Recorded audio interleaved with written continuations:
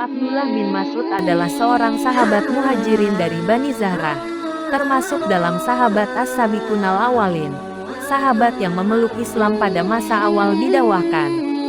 Perawakan tubuhnya pendek dan kurus, tidak seperti umumnya orang-orang Arab di masanya.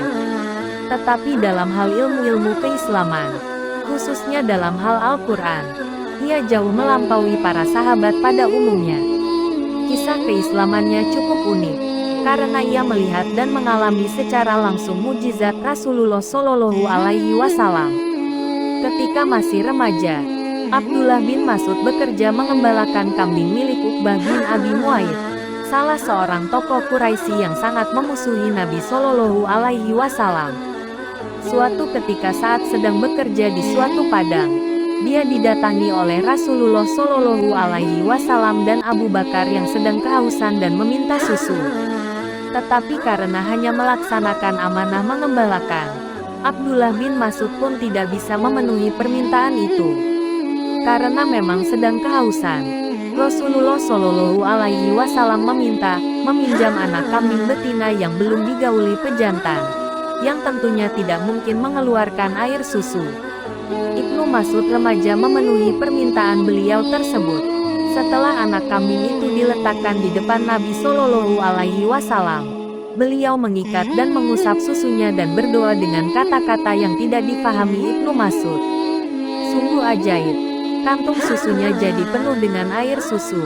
Abu Bakar datang dengan membawa batu cekung dan memerah air susunya. Abu Bakar meminum susu tersebut sampai kenyang, kemudian memerah lagi dan memberikan kepada Ibnu Mas'ud.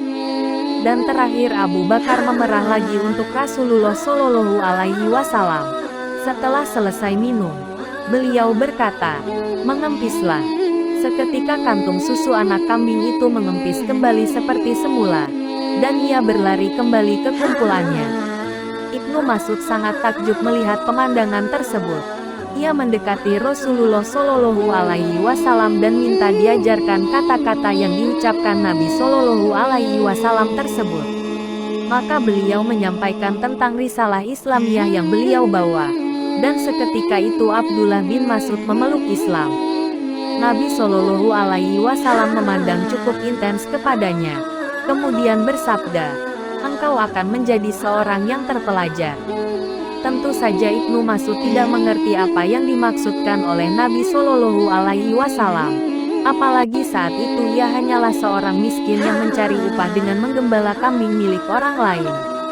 Tetapi di sela-sela waktu senggangnya, ia selalu mendatangi majelis pengajaran Nabi Shallallahu Alaihi Wasallam yang dilakukan secara sembunyi-sembunyi, sejak sebelum beliau menggunakan rumah Arkam bin Abi Arkam. Sedikit demi sedikit pengetahuannya makin bertambah. Bahkan dengan cepat ia mampu menghafal dan menguasai wahyu-wahyu, yakni Al-Quran.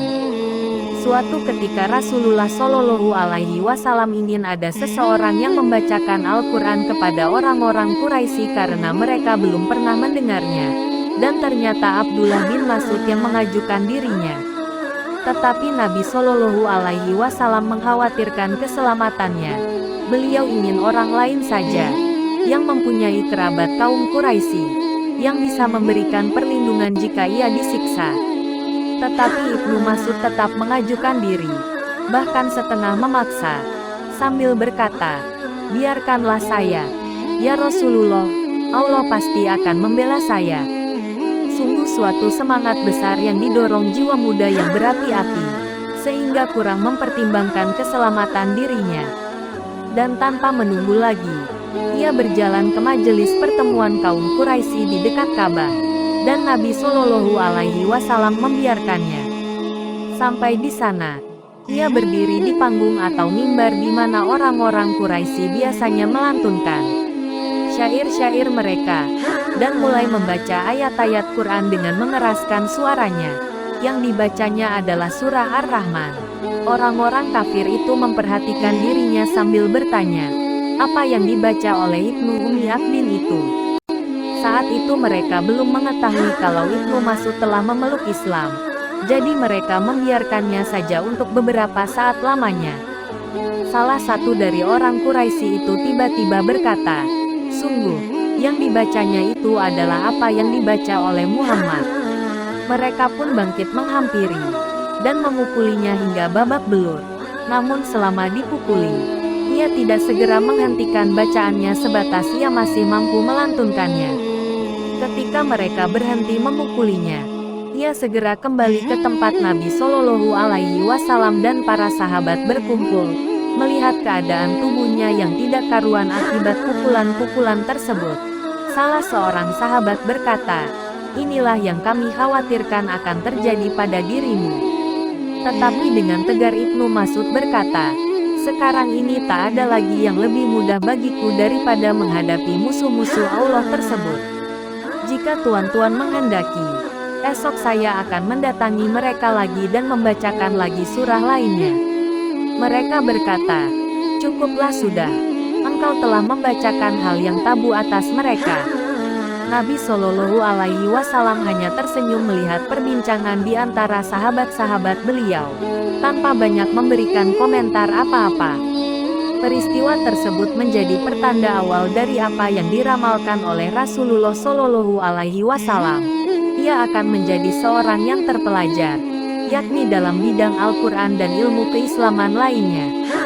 Sungguh suatu lompatan besar, dari seorang buruh upahan penggembala kambing, miskin dan terlunta-lunta, tiba-tiba menjadi seseorang yang ilmunya dibutuhkan banyak orang, khususnya dalam bidang Al-Quran.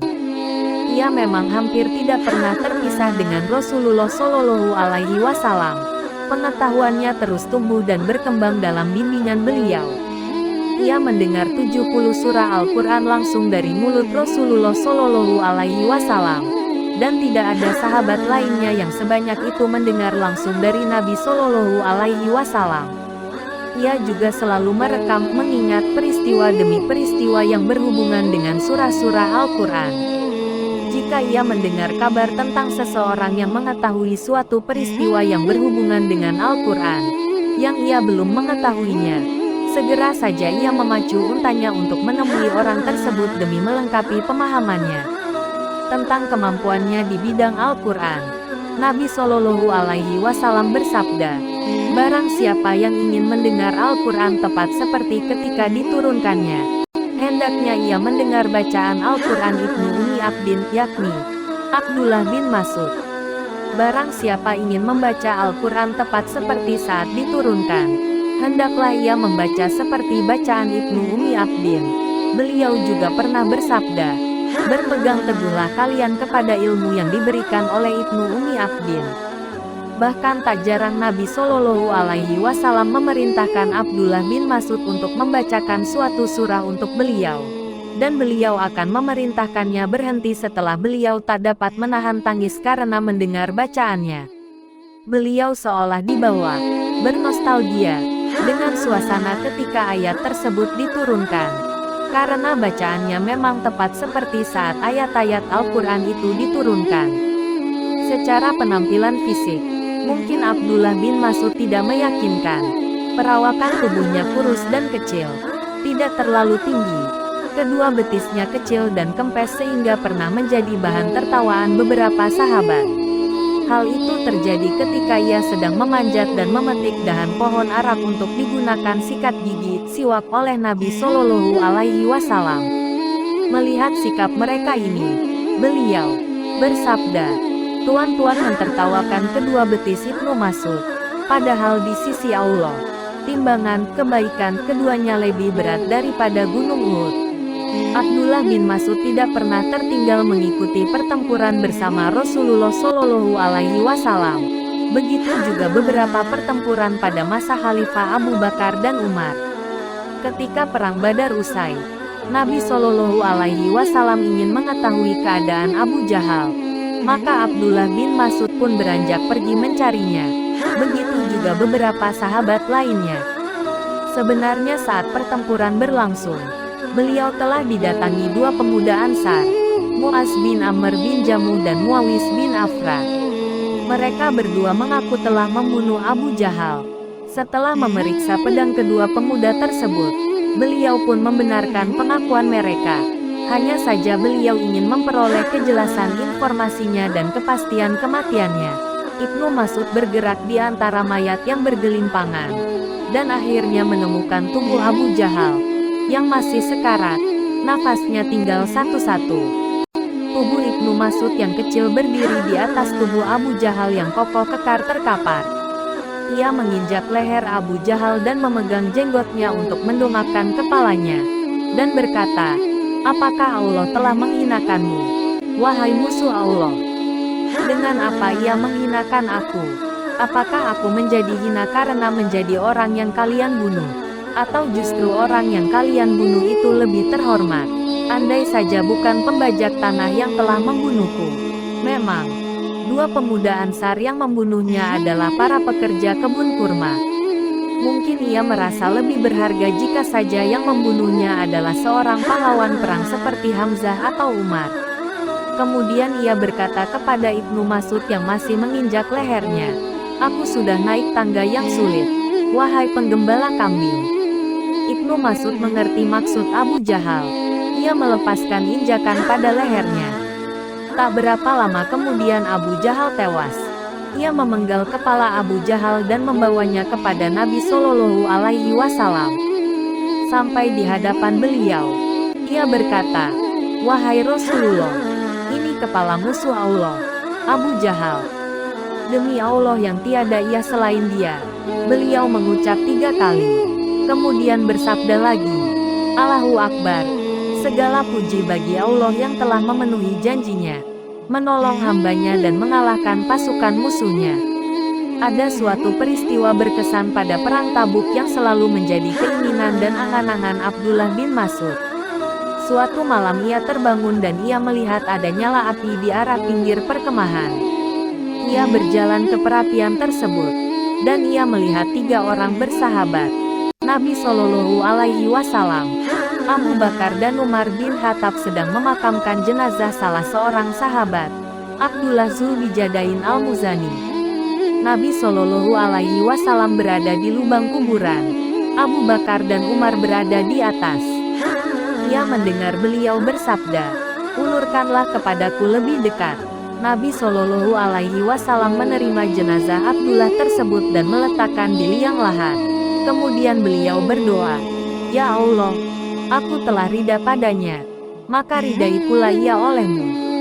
Melihat pemandangan tersebut, Ibnu Mas'ud berkata, "Alangkah baiknya jika akulah pemilik liang kubur itu." Namun ternyata keinginannya tidak terpenuhi karena 3 orang mulia yang terbaik tersebut mendahuluinya menghadap Allah. Ia wafat pada zaman Khalifah Utsman, dan dalam satu riwayat disebutkan, yang memimpin, mengimami salat jenazahnya adalah sahabat Ammar bin Yasir.